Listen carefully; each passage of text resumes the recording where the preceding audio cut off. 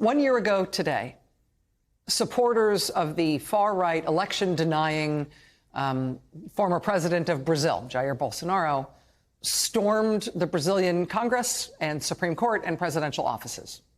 They rioted.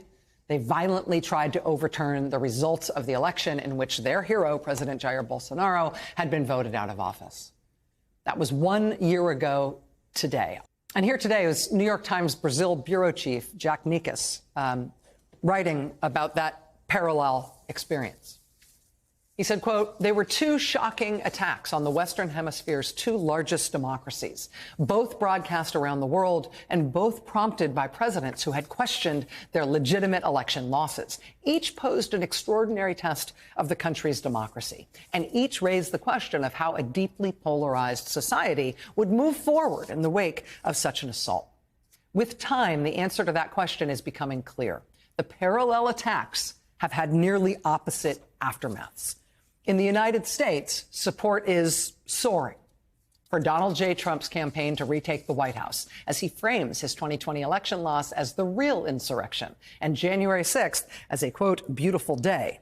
At the same time, his counterpart in Brazil, the far-right former president Jair Bolsonaro, has quickly faded into political irrelevance. 6 months after he left office last year, electoral officials barred him from running again until 2030. And many right-wing leaders have shunned him. Why have there been such contrasting reactions to such similar threats? Researchers and analysts point to a multitude of reasons, including the country's differing political systems, media landscapes, national histories, and judicial responses. But one difference especially stands out. Stephen Levitsky, a Harvard professor of government, co-author of the book How Democracies Die, who has studied both the American and Brazilian democracies, says that leaders on Brazil's right, quote, publicly, clearly, unambiguously accepted the results of the election and did exactly what democratic politicians are supposed to do. He says, quote, that is strikingly different from how Republicans responded in the United States.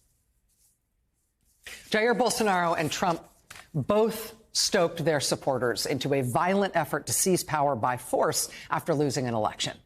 Bolsonaro has since become totally irrelevant in politics in Brazil, while Trump is still at the head of the Republican Party in the United States and is poised to become the party's nominee for president again.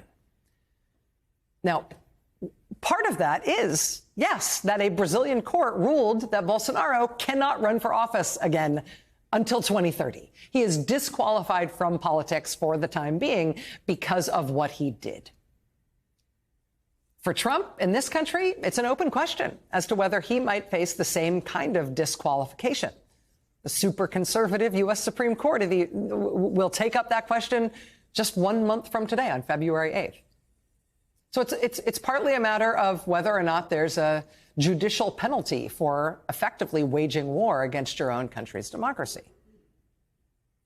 But it's also a matter of how Republicans, how the party, how American Republican leaders have reacted to this violence from their own leader, how they have reacted to this anti-democratic turn in the leadership of their party. It is not just a Trump problem. It's that Republicans like what Trump did, and they don't mind the idea of him doing it again. Republican members of Congress and U.S. senators still voted to throw out the results of the 2020 election the night after the violent attack on Congress in January 2021. Even today, polls in Iowa ahead of next week's caucuses show that Trump's pledge to root out his enemies like vermin, claims like that make Iowa Republican voters more likely to vote for him, not less. When Trump was criticized for saying that immigrants are poisoning the blood of America, when he was criticized for that because that's literally what Adolf Hitler said about non-Aryans in Mein Kampf, that claim from Trump polled so well among Republicans and was so well received among Republican voters that he not only has kept using that same language over and over again, he's now sort of institutionalizing it. Today, the new anti-Nikki Haley ad that the Trump super PAC put up is an anti-immigrant ad that is titled Poisoning, to remind people that Trump has adopted that Hitler phraseology. Republicans like this stuff. In Brazil, the right did not like this stuff, and they rejected Jair Bolsonaro's efforts to stay in power by force. And that now means that Bolsonaro is exiled and irrelevant. But where did Bolsonaro exile to? Where did he go when he fled Brazil, fearing prosecution? He fled to Florida, to Ron DeSantis' Florida, where, as if the point wasn't clear enough, pro-Trump Republican groups have greeted him like a hero. Ladies and gentlemen, get on your feet and join me in welcoming President Bolsonaro.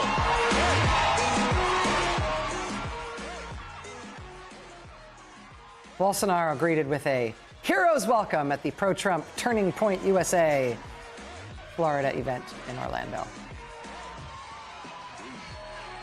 He loves them, they love him. Bolsonaro rejected in his own country, rejected by the right wing in his own country for his effort to violently overthrow the second largest democracy in the Western Hemisphere. He is celebrated by the Republican right wing in this country, rejected in his own country, celebrated by our right wingers, where the effort to violently overthrow the largest democracy in the Western Hemisphere, us, has just been taking a 3-year breather, and they're going to put up the guy who tried it again. It is not a Trump problem. It's a Republican Party problem. This is what they want. Other right-wingers who have charismatic leaders like Trump around the world don't necessarily get behind them when they try violence to stay in power. Our Republicans do.